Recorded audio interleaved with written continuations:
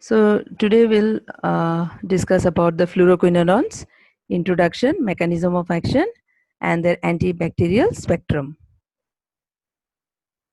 The objectives of today's discussion, we see the introduction, history, chemistry of the quinolones, and followed by that, we'll see about the fluoroquinolones in relation to their structure, activity, classification, antibacterial spectrum, mechanism of action, and the bacterial resistance. Now, quinolones, they are the synthetic antimicrobials having a quinolone structure, and they are active primarily against the gram-negative bacteria. The newer fluorinated compounds, they also inhibit the gram-positive bacteria. The first member among the quinolones is nalidixic acid, which was introduced in 1962, and a major breakthrough was occurred in 1980 because of the development of the fluorinated derivatives, and these fluorinated derivatives, they are the synthetic fluorinated analogues of the nalidixic acid. Now coming to the history, nalidixic acid was the first 4-quinolone which was discovered serendipitously by George Glacier and co-workers in a distillate during their attempt at chloroquine synthesis, because they were trying to see the 4-aminoquinolone compounds, and this 4-aminoquinolone is chloroquine, and this is a drug which is used for malaria. So during that time, this was discovered by chance, the nalidixic acid, which is a 4-quinolone. So this was the beginning of the quinolone era, and we can see that nalidixic acid is also considered as the predecessor of all the subsequently developed quinolone antibiotics. And it was introduced in 1962 for the treatment of urinary tract infection, as it was concentrated in the urine. So therefore, it was used for treating the urinary tract infection. Now coming to the chemical structure, we can see the nalidixic acid, which is a quinolone, and we can see the ciprofloxacin, which is a fluorinated derivative, and this is the fluoroquinolones, that is the ciprofloxacin. Now quinolones, if you see, they are a large group of synthetic compounds, and they are based on the 4-quinolone nucleus.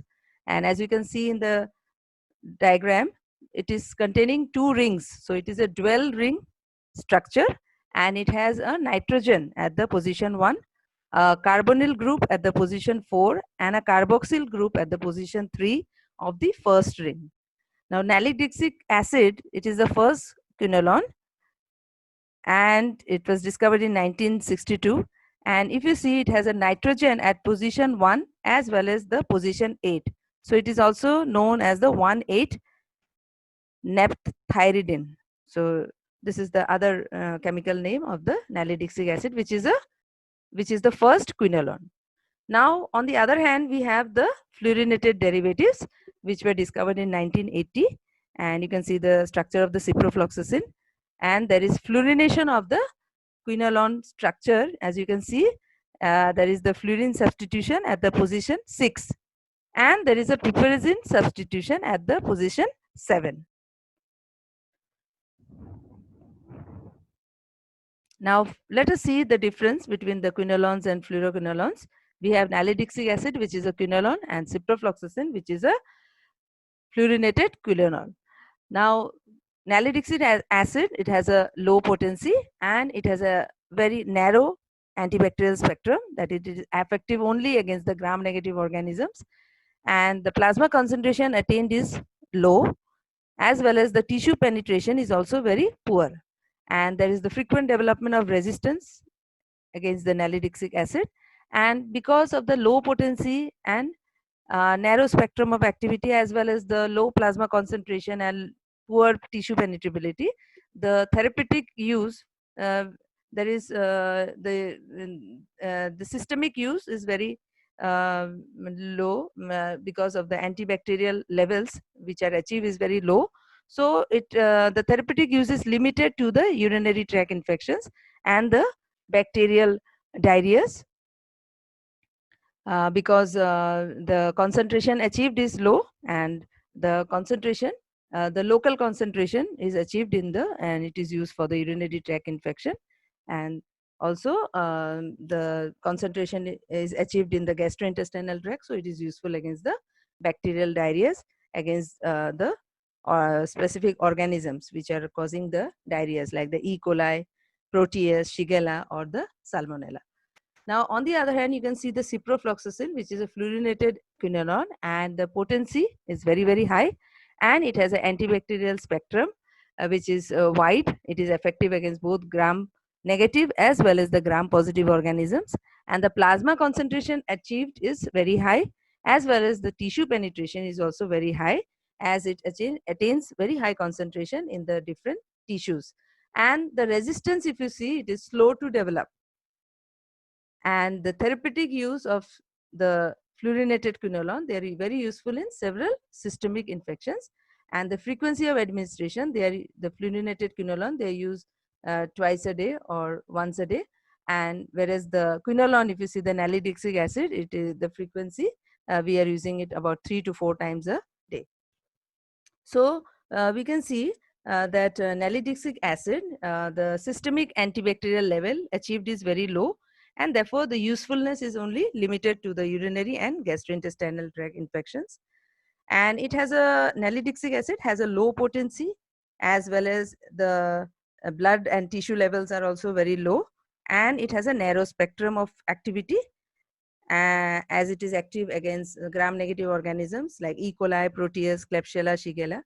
And it also, there is a difference that it has no activity against the pseudomonas, whereas the fluorinated quinolones like the ciprofloxacin, they have activity against the pseudomonas.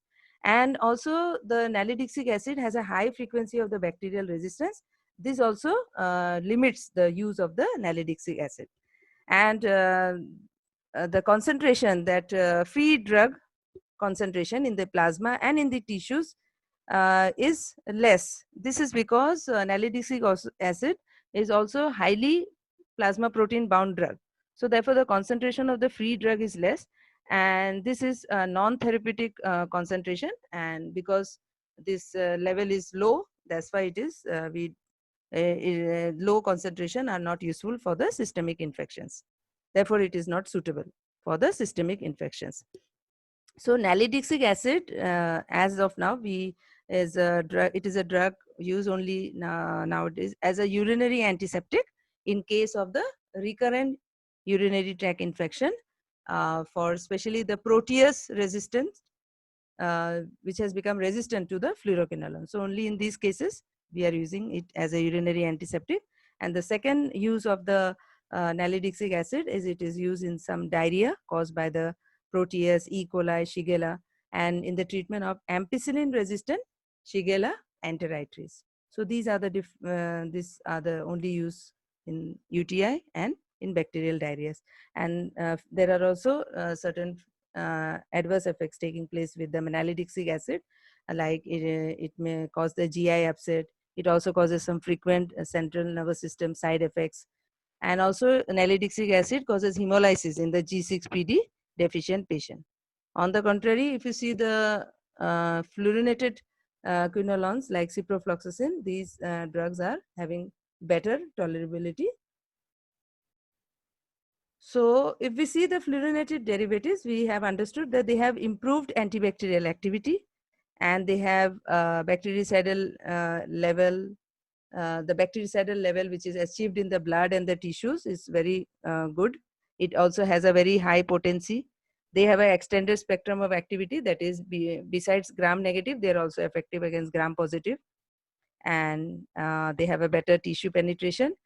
And if you see the development of resistance, it is slow with the fluoroquinolones, and it is also having the good tolerability, and it is used twice a day. So because of all these advantages, the fluoroquinolones, they have superseded the quinolones. Now coming to the fluoroquinolones. Now that we have a basic understanding about the quinolones, we have seen the chemistry of the quinolone, the 4-quinolone nucleus, And this basic structure is there, and there is addition of the fluorine. So we get the fluoroquinolones. So now fluoroquinolones, these are the quinolone antimicrobial agents, and they have one or more fluorine substitution. And there are first generation fluoroquinolones which were introduced in 1980, and they have one fluoro substitution. Whereas the second generation fluoroquinolones which were introduced around 1990s and 2000, they have an additional fluoro substitution. And this additional fluoro substitution, it helps in regards to it extends the antimicrobial activity. So besides gram negative and gram positive organism, even anaerobes are also taken care of. And it also confers the metabolic stability. That means it gives the advantage of the longer T half. And the newer fluoroquinolones have a high activity against the gram positive organisms. They have a bactericidal activity, and worldwide they are the most commonly used antimicrobial agents because of their broad spectrum of activity. Now, structure activity of fluoroquinolones. This is an area of active research, and several new drugs are being developed by doing the structural modification of the basic quinolone structure. And these modifications which are done in the structure, these have led to there is a more advantage of that we are getting more beta compounds. With these beta compounds they are having a superior property. So because of this advantage, many new drugs are being developed by doing the structural modification of the basic quinolone nucleus. So as we know that the basic structure, the 4-quinolone nucleus, we know that it is having a 2-ring structure. That is, it is having a dual ring structure, and this dual ring structure contains the nitrogen, as you know, at the position 1, a carbonyl group at the position 4, and the carboxyl group at the position 3 of the first ring. And the X, that can be either the nitrogen or it can be the CH group. And ring closure occur between the R1, R2 and R3, R4. And this gives rise to also some new compounds. And if you see the first generation fluoroquinolone, they have one fluoro substitution. You can see the position 6. In position 6, we are having the fluorine substitution. So first generation fluoroquinolones, they have the one fluoro substitution. Whereas second generation fluoroquinolones, they have an additional fluorine substitution. As you can see in the position 8, we have the fluoroquinolones like the lomefloxacin, sparfloxacin. These both are difluorinated compounds. So they have 2 fluorine substitution. Then we can see that in the advantage of having the fluorine substitution at the position 6, this fluorine substitution, it increases the antibacterial potency, and it also increases the activity against the staphylococci. Whereas if you see the piperazine substitution, this piperazine substitution increases the activity against the gram negative organisms as well as increases the activity against the staphylococci. The addition of the fluorine substitution at the position 8, this has the advantage that it increases the pharmacokinetics, it increases the absorption, and there is also longer T half, and it also increases the activity against the mycoplasma and the chlamydia. Whereas the occurrence of the adverse effect, that is, there is also increased phototoxicity. Then if there is a methoxy substitution at the position 8, we have drugs like moxifloxacin, gatifloxacin. Gatifloxacin is no more used because of certain adverse effect. It causes dysglycemia. But moxifloxacin, this is a very broad spectrum fluoroquinolones, and it is a second generation fluoroquinolone. And it is seen that methoxy substitution, which is done in the position 8, it has the advantage that it targets both the DNA gyrase and the topoisomerase 4 enzyme, and it decreases the development of resistance. So this is the advantage. Then ring alkylation can also be done. By doing ring alkylation, this improves the action against the gram positive organisms, and it also improves the half-life of the drug. There can also be a cyclopropyl substitution in the nitrogen N1, that is the N1 position. If you have a cyclopropyl substitution, it increases the activity against the mycoplasma and chlamydia. And also the amino group, if amino substitution is done in the C5 position, it also increases the activity against the mycoplasma and the chlamydia. So we can see that structural modification, structure activity of the fluoroquinolones based on the different substitution.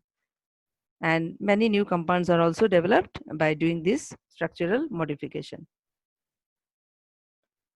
Now coming to the classification, the fluoroquinolones, we have the first generation fluoroquinolones, which is the norfloxacin, ciprofloxacin, ofloxacin, and pfloxacin. They were introduced around 1980s. And then we have the second generation fluoroquinolones like levofloxacin, moxifloxacin, gemifloxacin, prulifloxacin, lomifloxacin, and sparfloxacin. These were introduced around 1990s and 2000. And in addition, there are two other fluoroquinolones, that is pagifloxacin and belofloxacin, which are available in India. Now coming to the antibacterial spectrum, the fluoroquinolones, they are very much active against the gram-negative bacteria. And the first generation fluoroquinolones like ciprofloxacin is also very, very effective against Pseudomonas aeruginosa. And they are effective against a wide variety of the gram-negative bacteria like the E. coli, Salmonella typhi, and other species, Shigella, Klebsiella pneumoniae, H. influenzae, H. ducreyi, Campylobacter jejuni, Brucella, Vibrio cholera, Proteus, Enterobacter, Yersinia enterocolitica. And besides Pseudomonas aeruginosa, is also effective against the Neisseria gonorrhea, Neisseria meningitidis, and Legionella. And it is also effective against the Moraxella catarrhalis, which is Moraxella catarrhalis is very much responsible for causing the resistant respiratory tract infections. Also, we can see the first generation fluoroquinolones, they are very effective against the gram-positive bacteria. They are effective against the Bacillus anthracis. Also, they are effective against the staph. And the second generation fluoroquinolones, they are very much effective against the Streptococcus pneumoniae. Also, the penicillin-resistant Streptococcus pneumoniae.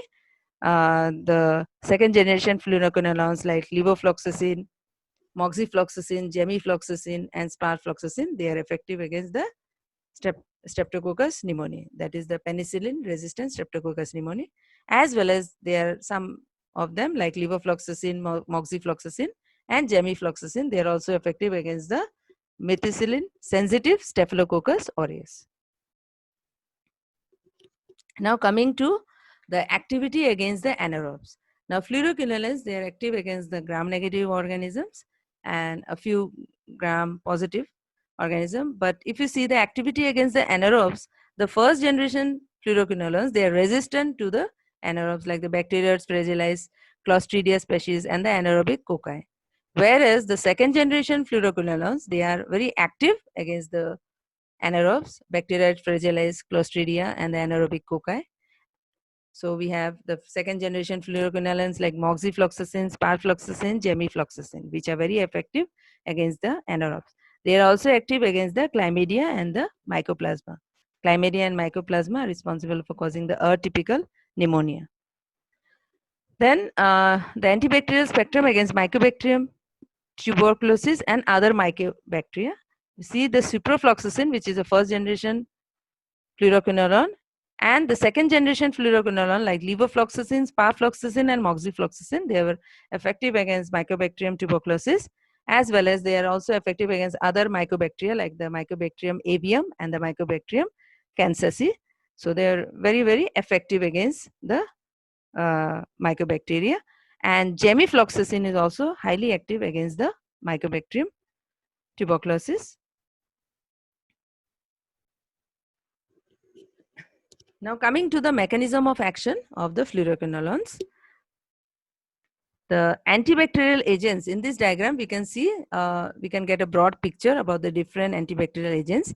And these antibacterial agents, they are divided into the three broad groups. As you can see here, there is the cell wall synthesis inhibitors, on one side, and then we can see there are the protein synthesis inhibitors as well. These are the inhibitors of transcription and translation. So we have the protein synthesis inhibitors, which is the second group. And the third group of the antimicrobial agents, you can see these are the inhibitors of the DNA synthesis and the integrity. So we have drugs like sulfonamides, trimethoprim. These drugs, they inhibit the formation of the folate, which is necessary for the nucleotide synthesis. Then we can see the quinolones. The quinolones, if you see, they are causing the inhibition of the bacterial DNA synthesis.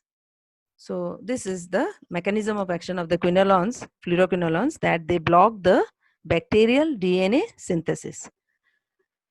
On one side, you can also see the plasmid. So a small diagram of the plasmid is there. This plasmid is, these are, we can just remember that these are small circular segments of the DNA, and many of the bacteria, they carry the plasmids, and these plasmids, they have the genes which confer the resistance to the antibacterial agents or the class of the different agents.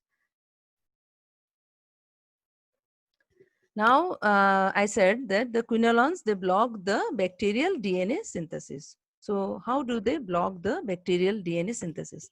The quinolones block the bacterial DNA synthesis by inhibiting the DNA gyrase and the topoisomerase 4 enzyme. As you can see here in the diagram.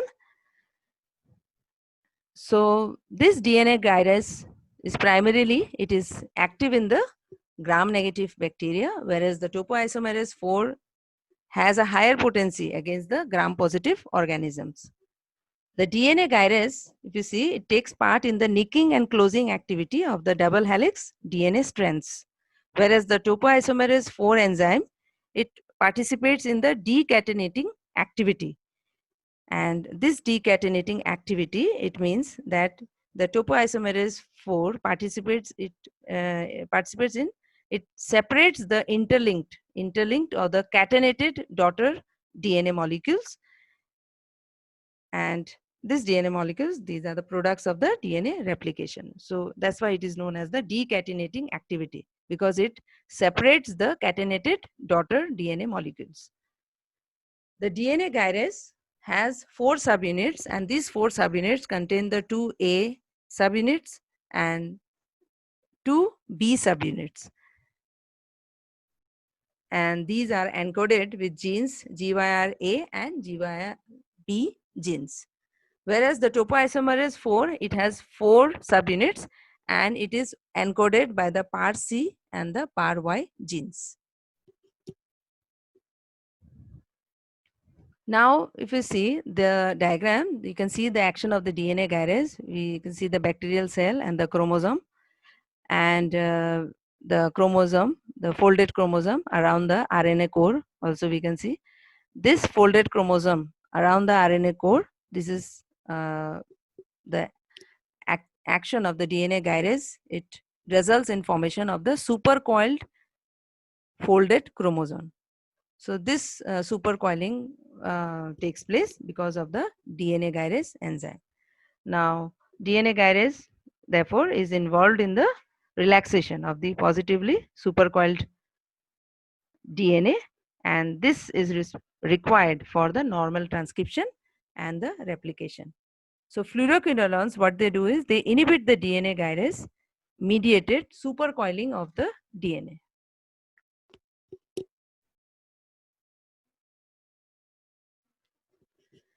So we can understand it in that the fluoroquinolones, they have an effect on the DNA gyrase enzyme as well as the topoisomerase 4 enzyme, and they inhibit both these enzymes. By inhibiting the DNA gyrase, they interfere with the correction of the positive supercoiling, and this leads to damage of the DNA, and this is degraded, the damaged DNA, that is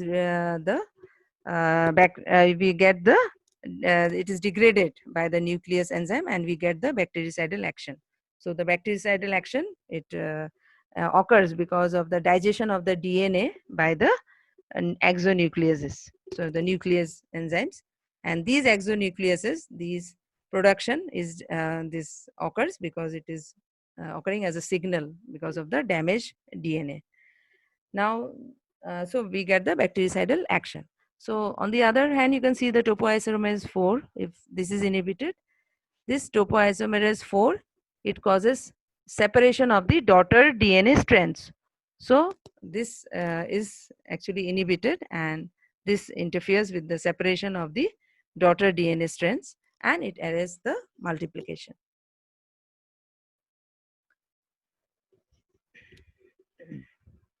So we can see here there is the inhibition of the DNA gyrase by the quinolones. We can understand that in the transcription process, the two strands of the double helical DNA, they are separated.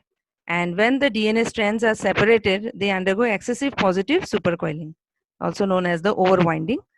And the DNA gyrase nicks the double-stranded DNA, and by nicking the double-stranded DNA, it introduces a negative supercoil, and after introduction of the negative supercoil, it causes separation of the DNA strands, and there is the DNA replication, or the transcription takes place. So further we can understand this mechanism, that how the negative DNA supercoils that is formed by the DNA gyrase.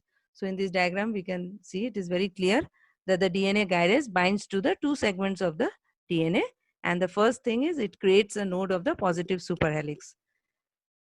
Then the second step, the enzyme then introduces a double strand break in the DNA, and after introducing a double strand break in the DNA, it passes the front segment through the break.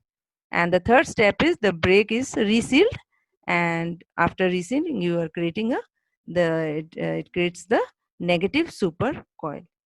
So we can see that the DNA gyrase is responsible for continuous introduction of the negative supercoils into the DNA, and this is a ATP dependent reaction. Now we can see that the DNA gyrase is in this it is causing, it nicks the double stranded DNA, it introduces the negative supercoil, and then the third step, it reseals the nicked ends. So we know already that the DNA gyrase consists of 2A and 2B subunits. The A subunit is responsible for nicking of the double stranded DNA. Then the B subunit, it introduces the negative supercoils, as well as the A subunit then also takes part in the resealing of the strands. So fluoroquinolones, what they do is they inhibit the nicking and closing activity of the gyrase. That means the fluoroquinolones, they bind to the A subunit with high affinity, and they interfere with its strand cutting and the resealing function. So we can summarize the mechanism of action, that the fluoroquinolones, we started with that the quinolones, they inhibit the bacterial DNA synthesis. So we have seen that the fluoroquinolones, they inhibit the bacterial DNA synthesis, and how they inhibit the bacterial DNA synthesis is by acting on the DNA gyrase. They inhibit the DNA gyrase in the gram-negative bacteria, and they cause inhibition of the nicking, and they pass through, and there is the resealing of the strands of the DNA.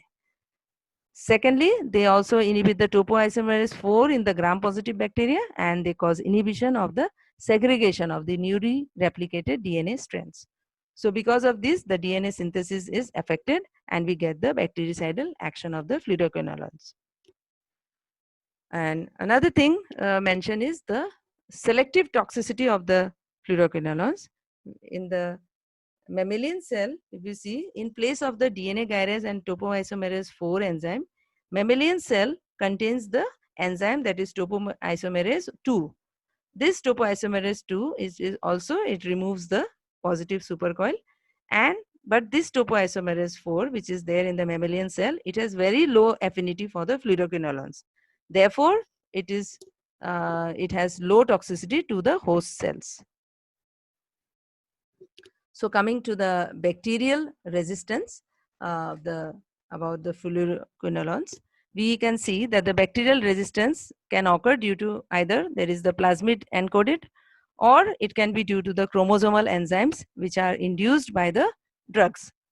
But because of the unique mechanism of action of fluoroquinolones, it is seen that the plasmid mediated resistance is less. So two mechanisms have evolved in the bacterial resistance mechanism of the fluoroquinolones. The first mechanism is the chromosomal mutation due to the chromosomal mutation of the topoisomerase 4 and the DNA gyrase enzyme, it reduces the affinity of the fluoroquinolones. So because it reduces the affinity for the fluoroquinolones, so it prevents the fluoroquinolones from binding, and because the affinity has been reduced of the fluoroquinolones affinity has been reduced, so the binding has been reduced. So the fluoroquinolones, they bind less with the topoisomerase 4 and the DNA gyrase enzyme, and they are not able to inhibit the bacterial DNA synthesis. So what happens is it allows the replication of the bacterial genome, and the replication continues because of the less inhibition of the enzymes, that is the DNA gyrase enzyme and the topoisomerase 4 enzyme, because due to the mutation of this enzyme, they have the reduced affinity for the fluoroquinolones. The second mechanism is either there is a reduced permeability or there is an increased efflux of the fluoroquinolones across the bacterial membrane. So it is like the bacterial modification has made it such that the efflux pump can throw the fluoroquinolone, it can pump the fluoroquinolone out of the bacterial cell. So by these two broad mechanisms, the bacteria develop resistance to the fluoroquinolones. And another important thing is the nalidixic acid. We have already seen that the bacterial resistance to the nalidixic acid, which is a quinolone, the bacterial resistance develop very quickly. That is, it develops at a high frequency. This is because the nalidixic acid, there is the single step single step mutation. Whereas if you see the fluoroquinolones, the resistance to the fluoroquinolones is slow to develop, and they are not easily selected. So they have a low frequency of the mutation. So fluoroquinolone resistant mutants, the resistance develop is very slow, and they are not easily selected. So there is a low frequency of the mutation. However, increasing reports, recently we are having the reports of the resistance developing to the fluoroquinolones regarding certain Salmonella, Pseudomonas, Staphylococci, Gonococcus, and even Pneumococci.